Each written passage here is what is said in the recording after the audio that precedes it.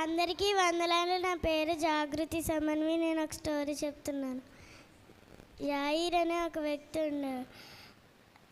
అతను ఏసై దగ్గరికి వెళ్ళాలని అనుకుంటాడు. ఏసై దగ్గరికి వెళ్ళి, ఏసయ్య నా పాపకి ఎలాగైనా సహాయం చేయండి, నా పాపకి జబ్బు వచ్చిందని అడుగుతాడు. ఏసయ్య ఆ పాపకి జాలి కలిగి ఏసైతో నడుచుకుంటూ వెళ్తుండగా పరిగెత్తుకొని ఒక శబ్దం వచ్చింది. అప్పుడే ఒక అతను పరిగెత్తుకొని వచ్చి, ఆలస్యం అయిపోయింది, ఇంకా ఆలస్యం పెట్టద్దు, ఏసైని తొందర పెట్టద్దు, ఆమెకి ఇంకెవరు సహాయం చేయలేరు, ఆమె చనిపోయిందని చెప్తే యాయిరు చాలా బాధపడ్డాడు. ఏసయ్య, యాయిరు నువ్వు బాధపడద్దు, నా మాటను నమ్ము, నేను